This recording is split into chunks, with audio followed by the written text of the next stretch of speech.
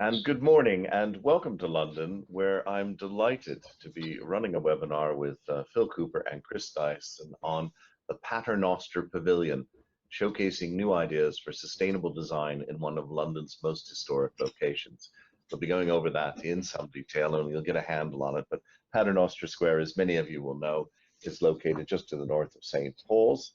A very famous place, but more famous in many ways because Temple Bar, which had been removed from the Strand, was returned there some years ago. But as architects, they'll know a lot more than I about how that all happened. Anyway, you'll know me. I'm Michael Mainelli. I'm one of the directors of Zen. And it really is a privilege to be able to do so many of these webinars. I can only do so because of what I call the tolerance and wide-ranging interests of our sponsors, who allow us to range widely and freely across anything to do with technology, economics, and finance.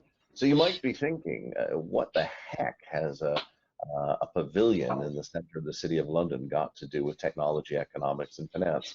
Well, actually, it's all about sustainability. And I might point out that while we normally have a little ask for people on these webinars, normally to engage your brain cells, in this particular case, both Chris and Phil are interested also in people who might be intrigued in getting involved in the project, perhaps sponsoring the project, perhaps some sort of green energy company, what have you. So listen up and see if you can help. But first, what are we going to do today? So the agenda is fairly straightforward for those of you who have been on these webinars before.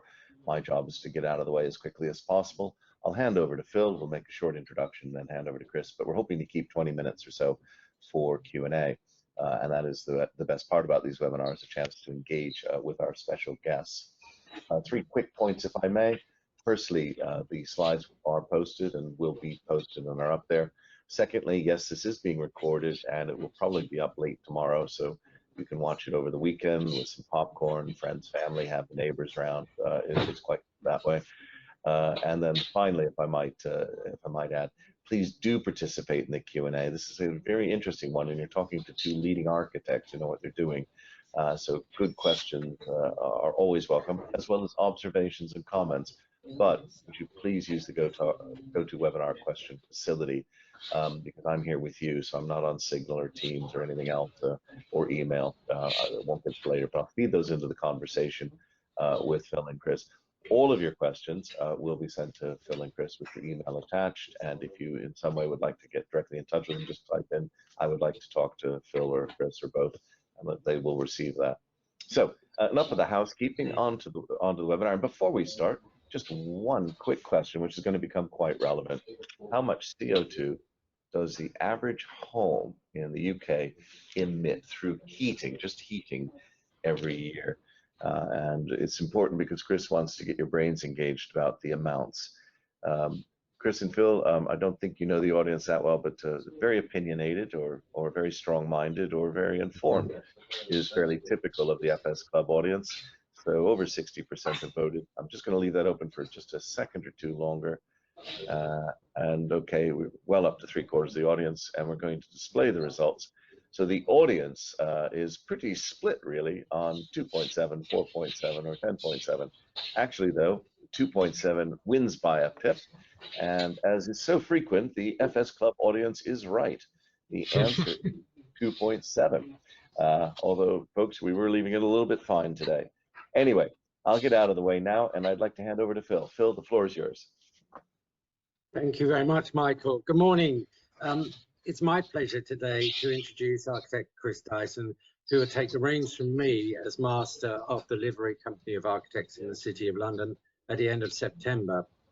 Now, as a response to the request from the City Climate Action Strategy Group, quite a mouthful, but that's the group in the City that are trying to address the COP26 targets and timeframe, of which our company is a member. Chris proposed the idea of promoting a competition for a temporary pavilion to showcase an eco house that would be achievable in terms of the existing homes of the public at large. Usually when we think of an eco house, and I'm guilty of this too, it is more than likely that insulated, solar powered, new building, or maybe an old building recycled for a new use comes to mind. But what the Paternoster Pavilion sets out to address and demonstrate is, however, more than that. Indeed, it will offer practical and financially achievable solutions to the urgent need of transforming our huge existing underperforming housing stock, the homes actually that most of us live in, and actually transform them from energy wasting burdens into desirable and sustainable low energy assets that achieve rather than hinder COP26's targets and time frame. We've secured the necessary finance from the Corporation of London for the competition itself, and now we are looking to the green finance industry to help us construct a winning pavilion of ideas in 2023. So now over to you, Chris. Thank you, Phil. If we could have the first slide, please. Today I'm presenting you an idea that showcases new ideas for sustainable design in London, in one of London's most historic locations, Paternoster Square near St Paul's. The benefits. The catalyst for the initiative has been the Mayor's City of London's climate action strategy, as Phil has pointed out, along with the WCCA ongoing sustainability theme. The city has a history of enlightened patronage, and when it comes to environmental leadership and design, the Square Mile features some of the UK's most advanced buildings and is home to world leaders in green finance. The Architects Company aims to unite the two while showcasing its public activities and role in promoting high-quality architecture. I will introduce the competition, the remarkable site, and the opportunity for leaders in sustainable finance to get involved. Just briefly, the milestones we've achieved so far. We've had this considered by the City of London and the owners of Paternoster Square, and they all support it. In fact, they are financing the actual competition running, which is a relatively small sum. If approved in principle, then it will identify the specifics of the site, and that has also been identified, as you'll see later. Our next and most biggest challenges, if you like, is to raise the finance from green funders and organisations to realise this competition.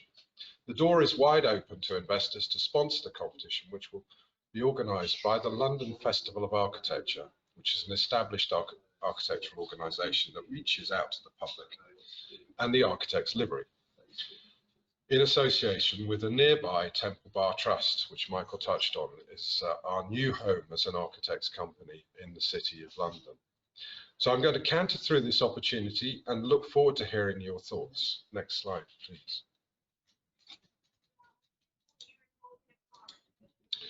Ideal homes and pavilions have been built many times over. This example by Jean Prouvé was at the time produced when he was preoccupied by industrial production to solve a global housing crisis. Building cheaply and efficiently using modular construction was his idea back in 1966. This slide shows it recreated in 2016 outside Tate Modern, and which it then travelled on to other cities around the globe. Next slide, please. It provided an excellent opportunity for the corporate funders to provide fundraising events and to spread the knowledge about this form of construction. Next slide. But it's, as has been mentioned, it's about the type of homes we already live in. The apartment, the terrace. Existing homes account for 90% of our population and often have inadequate insulation, ventilation, heating and cooling systems. Many of us live in houses with traditional street patterns, rhythms, craftsmanship, and often they're extremely long lasting, which is obviously a sustainable aspect in its own right. Next slide, please. So why tackle this? It's about the climate and climate change as we know it. And as Bob Dylan sang, you don't need to be a weatherman to know which way the wind blows. Climate is a huge, all-embracing and urgent subject, and this pavilion is an opportunity to show people how they can improve their homes and help save the planet. Next slide.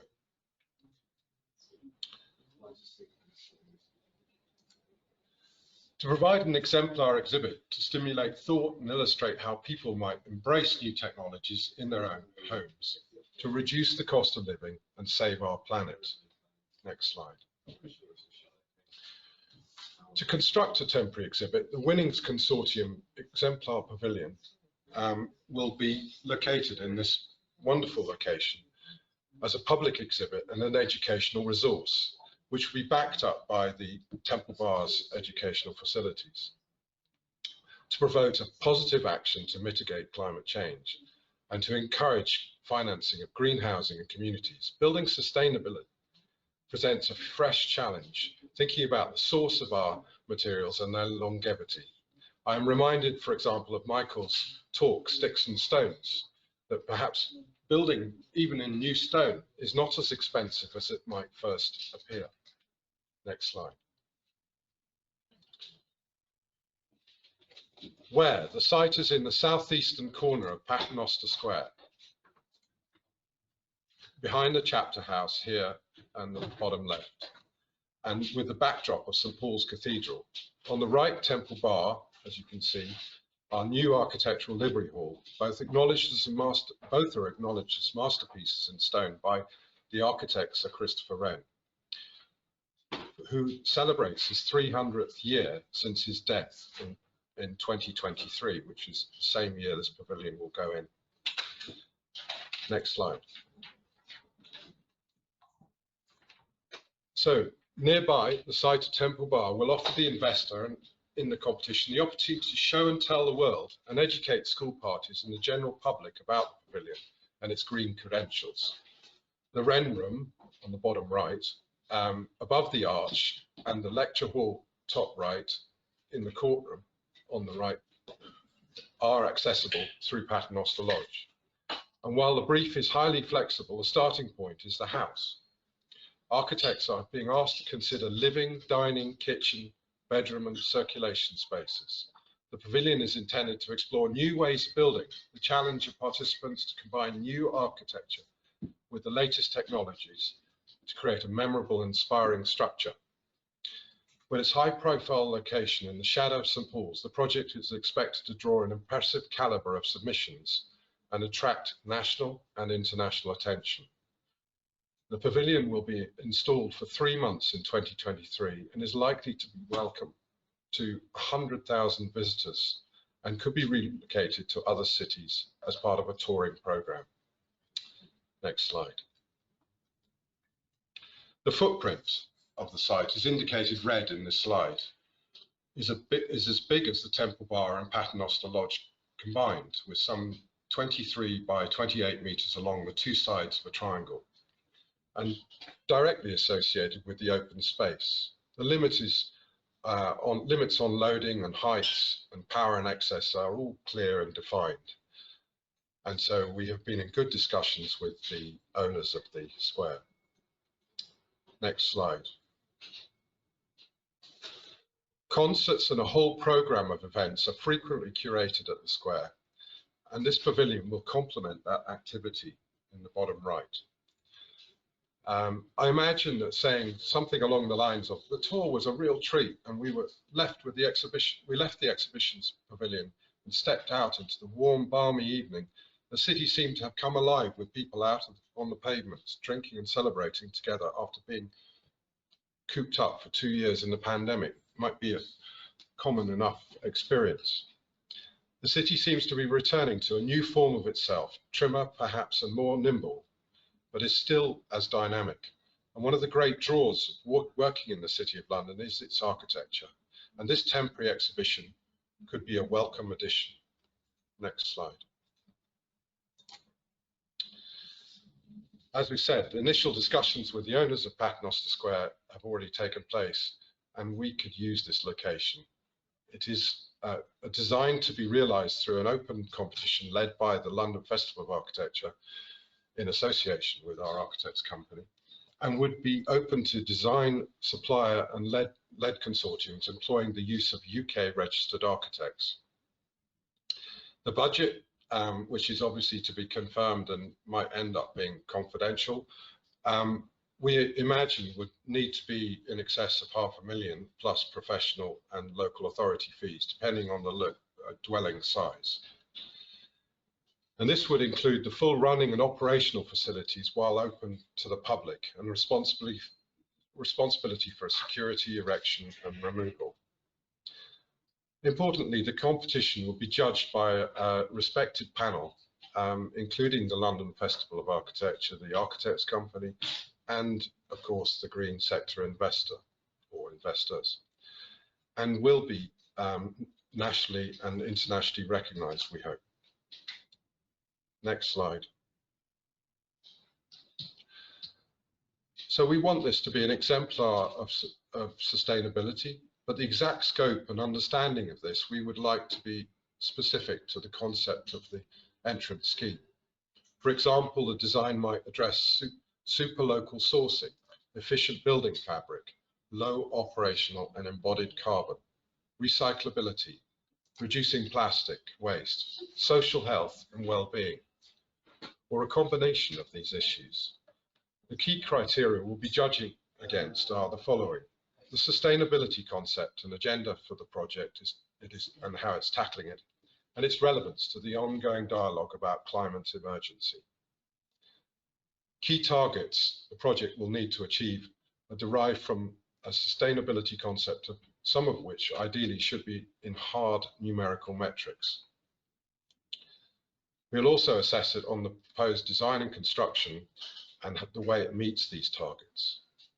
We would stress that we are open to the precise type of sustainable development the project would explore, but would expect the very highest outcomes based on your chosen direction of investigation. Next slide. So the program. We imagine the following four-step program. Q3, September this year, competition funding achieved, and we go through a few sources, including our SIL funding for the competition and the green finance to support it. In January next year, we imagine appointing design consortiums with an installation in April 2023. And then the exhibition would be able to be in place and active for 3 months, potentially travelling to other major cities in the UK throughout 23 and onwards. The jury to be selected would obviously be in a two-stage competition, an open call, initial expressions of interest for consortiums, including young talented architects and other livery companies and other green finance industries. And this would then be promoted using national and local press facilities. So that open call will create a long list, and then the short list would be created following that long list selection by the jury to create 3 selected teams, which would then be asked to provide initial proposals, including all practical steps for implementation.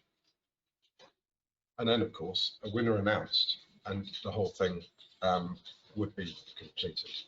Next slide. So I leave this slide as the holder, but just to recap, we're looking for a funder. It will provide a wonderful facility for press and PR to promote this very important aspect, and it will affect all of the buildings that we live and work in, and particularly live in this country, and would have far-reaching implications for everyone. Thank you very much. Chris, that was excellent, and Phil, do feel free to come back and join us if you wish.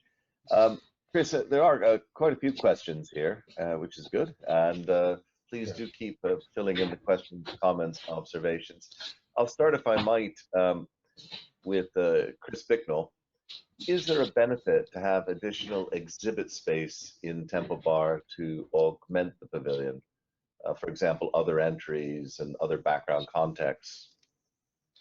Yes, I think we would be very open to a complete sort of open dialogue about how we achieve the decision, the winning entry, and exhibit the other ideas, because I think there may be other aspects in other schemes which are extremely relevant, and I think that the facilities are there definitely. Yeah.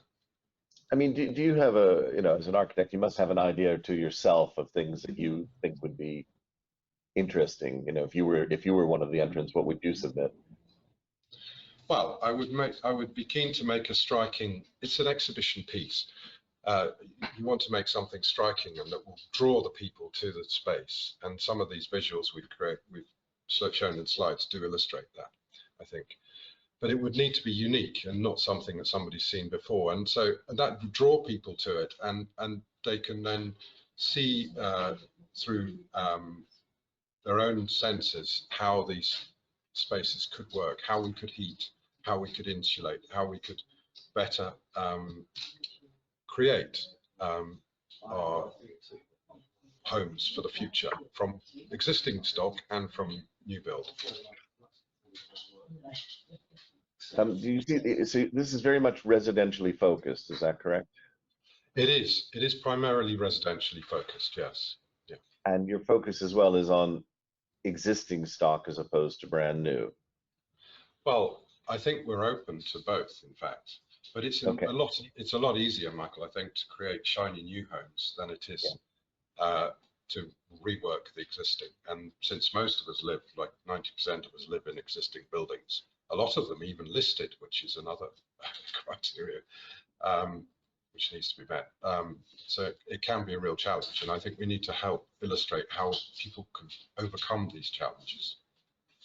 Yeah, it's interesting. As a kid, I spent a lot of time in America, obviously, and certainly one of the things that I lived through things like Disney's experimental plan, City of Tomorrow, Epcot, and the various homes that were put together before Epcot was even conceived in California by Disney, just as an example of the many ways that we've seen this futuristic bit. But it is different in Europe. And I think it was Tamaris Kaufman at UCL's Bartlett School who pointed out to me some time back that the existing stock at the current rate of replacement of existing stock in Britain, it's going to take us nearly 2,000 years.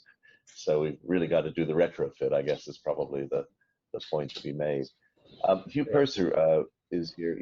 Do you think that there generally is too much focus on new ways of building and new architecture, rather than simple ways to introduce new technologies to the current housing stock? Does the press get carried away, for example? Yeah, I think.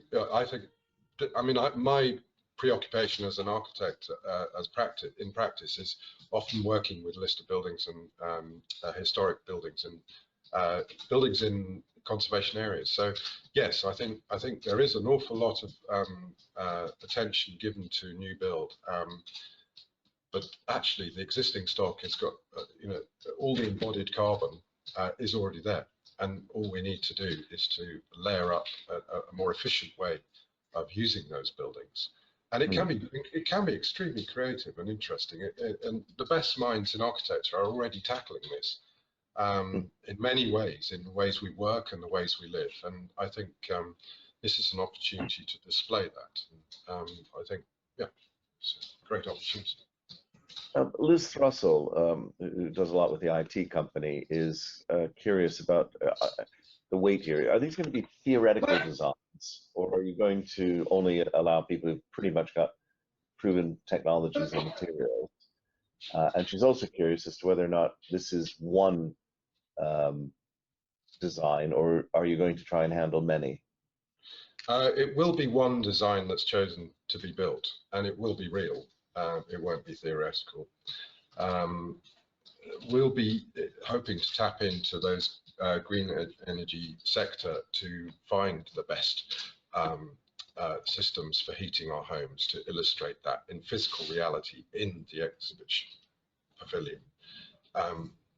The actual provider of windows, the actual provider of insulation, all the rest of the fabric of the construction of our homes will be sourced and illustrated in physical reality, so that people can touch and feel it and understand it and read about it.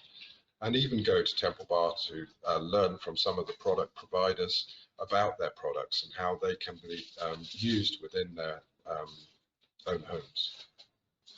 Okay. Eldred Harrington is curious about where you see passive house standards in your competition. Well, obviously passive house standards have been a great standard to date and continue to be so.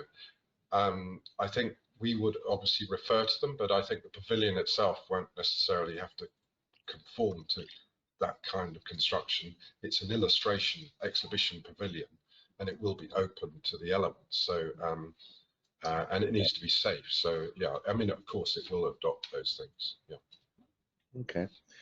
Elizabeth Wrigley was reminded by my comments about Ray Eames's work as well, which is, of course, well known to many of us.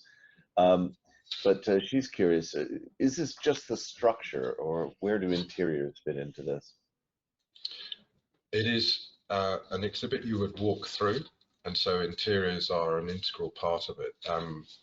We, as architects, are usually very engaged with the interior design of a project, and I think this would be no different. We would probably use the interior very much to display and exhibit all those aspects of the pavilion and its sustainability objectives.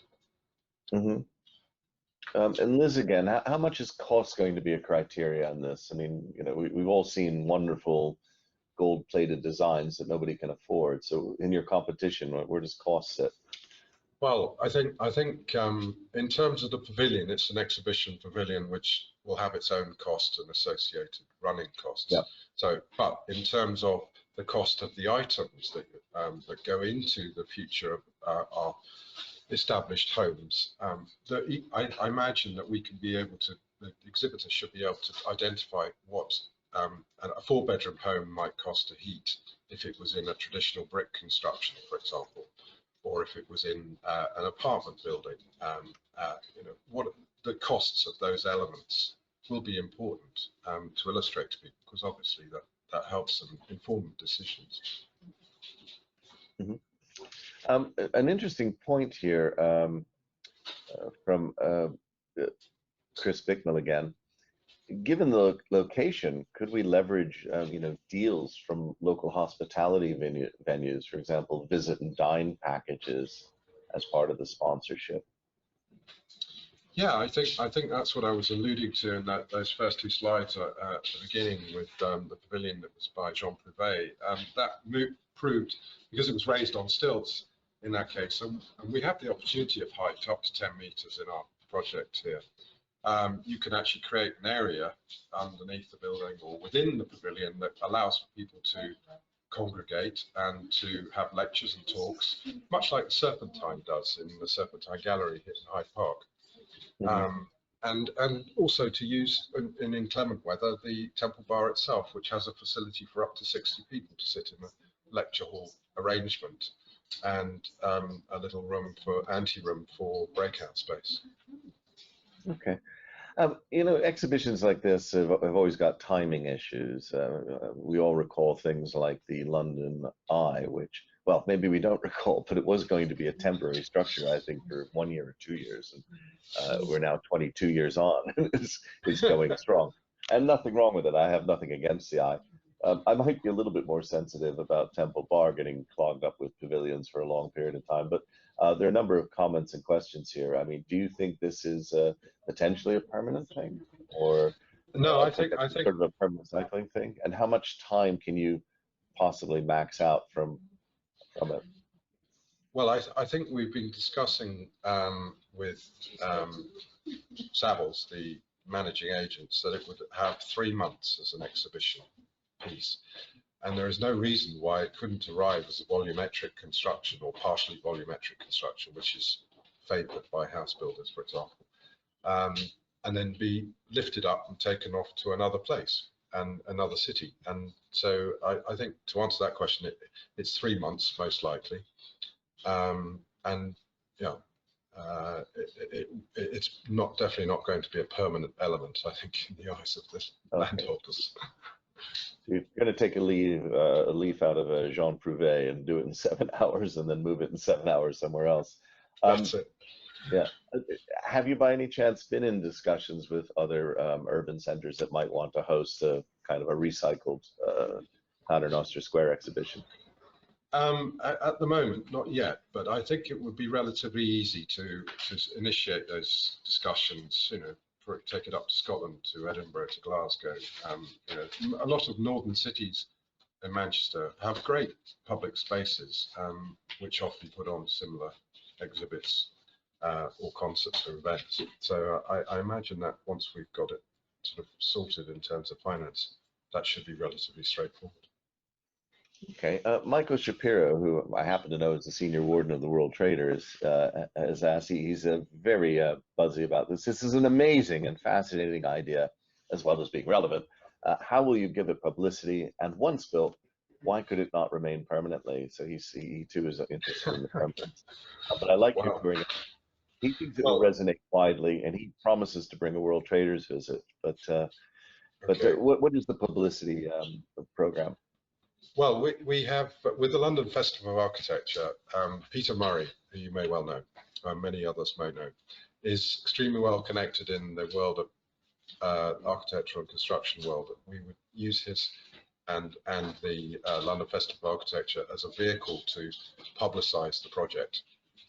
And so we would aim to get into the major press like the FT at weekends and various other major national newspapers. And I think once we've got some eye-catching visuals, I think that would become the next objective. Yeah. Okay. James Fleck is curious, is there any scope for specific partial designs, for example, just a listed building, or are you only going to consider full designs? Well, I would like to think that any of the entries would be able to think about that aspect. So yeah, a listed building. I mean, I, for example, live in Spitalfields, where there are lots of listed buildings and built in 1720 with paneling on the inside. Well, that's quite a difficult thing because they're grade 2 listed. That's a great challenge. But there may be, I'm not suggesting there is at the moment, but there may be flexibility in the future to put insulation behind the paneling and not to interrupt the design of the building in any sense or form. We need to be able to be innovative and clever about how we improve the insulation of our buildings. Space between the floor cavity is often timber joists in many of our homes, and that cavity can also be insulated. So on a floor-by-floor basis up the building, one can actually improve the insulation. And one of the biggest places, when I talk to my specialist M&E consultants these days, is the roof, and much under insulated, and the windows. And perhaps there are ways, and the City Corporation has already given permission on some listed buildings to incorporate micro double glazing, for example. So that aspect can be improved. Yeah. Okay. Got a few more questions. Any thoughts on the wider kind of biodiversity and environmental impact as opposed to just carbon emissions? Well, yes, it'd be lovely to embrace those things. And I think we are increasingly in the city adopting the roof space, the roof of the building as a biodiverse environment with brown roofs, green roofs, attracting flora and fauna and the bees and the wildlife. I think that would be a great addition to any pavilion, to highlight those aspects of a building, the outside, the roof space, which is often unused by humans, but could be great to support the flora and fauna. Yeah. Okay. And another one is, I think this is following on the same thread about other urban environments within the UK, but what are the international potential? What is the international potential for this if it became a roving exhibition? Well, I think that, that's a really interesting question. A lot of cities have a lot of existing fabric which is protected. Even in New York, you've got plenty of conservation areas now. You know, many Italian cities love and preserve their hearts of their old buildings, and I think, you know, this could be extremely relevant to many places around the world. And obviously, climate is different in different parts of the world, so it would need to be tackled in a different way. Yeah, it's interesting. Kevin Parker has pointed out, we have a maritime climate of a form, and that's not exactly suitable. And of course, that's been one of the issues I know with the passive house movement, that we have a very different type of climate. Yeah. Okay. Yeah. Well, Yeah. we were here really. We've got about 5 minutes left, Chris, and I'd like to turn to your appeal really and make the most of it.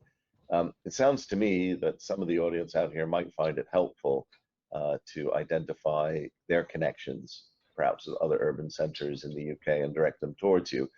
But that's not quite core to what you want. So could you describe the sort of ideal sort of sponsors? Who should we be thinking of that might be appropriate for this project? Well, it could be a major supplier of building fabric. Could be somebody who makes CLT construction, combined cross-laminated timber construction. It could be somebody who deals in stone. It could be somebody who works with steel.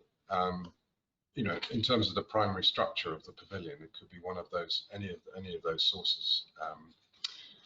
And then, of course, it could be somebody who's working in the energy sector in terms of providing boilers and heating systems. It could be somebody who's in the business of making glazing. Any of those kind of construction providers who can see an opportunity for them to help promote their product could also be involved. And but it could also just be, well, not just be, could well be a major financer who helps fund large-scale green housing project developments. And so actually that leaves it wider and more open in terms of how the consortium team can be assembled. Yeah. I mean, our government is at the moment busy laying windfall taxes on energy providers, but at the same time saying that if they invest, they'll get some offsets. I'm not clear on the details myself, but that's my understanding. Are they also potential sort of?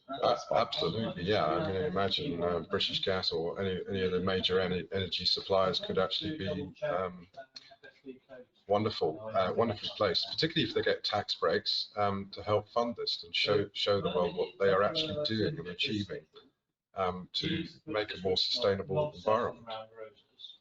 And just a reminder to us, I mean, when they enter the project, you mentioned the City of London Corporation, you mentioned the Worshipful company of architects. Who else are some of their partners? Well, I think any of the construction liveries, for example, any of the other construction-related companies in the city, finances, pension funds, who invest in construction, could actually get involved here. And I think Legal and General, Viva, all these people are involved already in funding major housing developments, and it is an opportunity for them to trumpet what they do. But when somebody says I'm interested in exploring potential sponsorship, they'd be working principally with you and the City of London Corporation, or who else? They would be working principally with the London Festival of Architecture. So they would be the organisers of the competition, responsible for delivering it and the winner. But we would obviously be involved, but in the background. Yeah. So they'd be working with the festival. I get it then. Yeah. And just kind of a final question: if anybody online wishes to get in touch, please do type in that you'd like to talk directly to Chris, and I'll make sure he gets that. But Chris, you are the principal point of contact, correct? Yes, I am. Yeah. Yeah. Okay. Yeah. Well, folks, you've heard it. It's been absolutely fascinating. It's an exciting project. I love these sorts of things where people are exploring new ways of doing things, and that's very much what our sponsors are about, trying to improve the world in some way through finance and technology. And I think particularly in Europe, although Chris makes an extremely valid point there are other older cities around the world, but nevertheless in Europe, we do need to face up to the existing stock at several levels of magnitude above the new stock as the way to achieve these reductions that we all want by 2050. I've got already got one in there thanking you, Chris, and another one saying wants you to email them, so you'll be getting those quite quickly. But if I could, I must thank our sponsors for their tolerance as ever. I'd like to thank the audience. It was a smaller audience today, but I wasn't expecting otherwise. Seems to be a bit more of a local interest than some of the international things that we tackle. But you've been extremely vibrant and helpful, and excellent questions and comments.